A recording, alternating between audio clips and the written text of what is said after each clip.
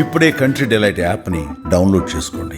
Download the country delight app now. Corona కల్లోలం మళ్లీ మొదలైంది. ఇప్పటికే ఆంధ్రప్రదేశ్ లో 3 కరోనా కేసులు నమోదవగా తాజాగా తెలంగాణలోనూ కోవిడ్ పాజిటివ్ కేసు నమోదైంది. హైదరాబాద్ కూకట్పల్లిలో ఓ డాక్టర్ కు కోవిడ్ పాజిటివ్ గా నిర్ధారణ అయింది. గత 2 రోజులుగా జ్వరంతో బాధపడుతున్న వైద్యుడికి ఆర్టీపీసీఆర్ టెస్ట్ చేయగా పాజిటివ్ వచ్చిందని వైద్యాధికారులు తెలిపారు. ప్రస్తుతం ఆయన్ను క్వారంటైన్ లో ఉంచినట్లుగా తెలుస్తోంది. ఈ క్రమంలో ప్రజలు అప్రమత్తంగా ఉండాలని వైద్య ఆరోగ్య శాఖ ఉత్తర్వులు జారీ చేసింది.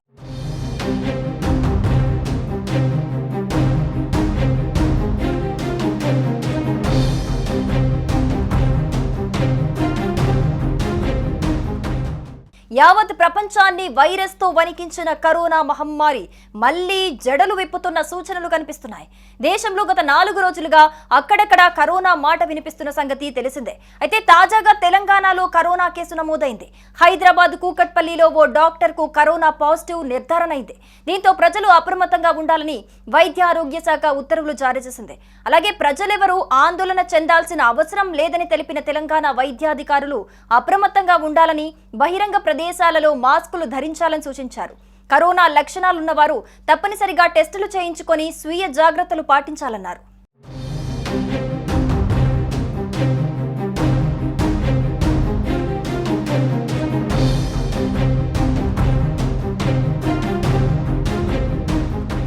ఇక మరోవైపు ఏపీలోనూ కరోనా వైరస్ విస్తరిస్తోంది.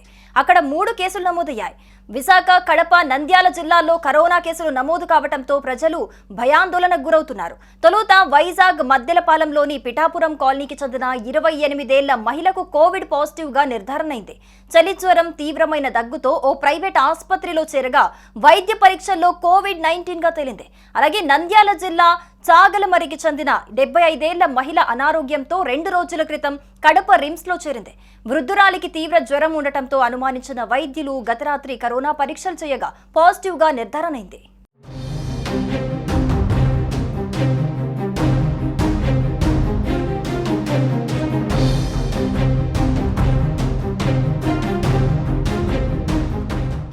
కాగా చైనాలో పుట్టి ప్రపంచమంతటా విస్తరించిన కరోనా వైరస్ తెలంగాణలో మొదటిసారిగా 2020 మార్చి 2న తొలి కరోనా కేసు నమోదైంది. దుబాయ్ నుంచి హైదరాబాద్కు వచ్చిన ఓ వ్యక్తికి కరోనా వైరస్ ఉందని వైద్యులు నిర్ధారించారు.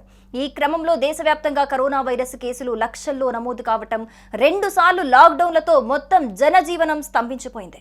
ప్రపంచవ్యాప్తంగా లక్షలాది మంది ఈ వైరస్ బారిన పడి ప్రాణాలు కోల్పోయిన సంగతి తెలిసిందే. ముఖ్యంగా అగ్రరాజ్యం అమెరికా కరోనాతో కకావికలమైంది. ఎటు చూసినా శవాల కుప్పలు దర్శనమిచ్చాయి. తాజాగా మళ్లీ కరోనా జాడలు కనిపిస్తూ ఉండటంతో ప్రజలు భయాందోళనకు గురవుతున్నారు.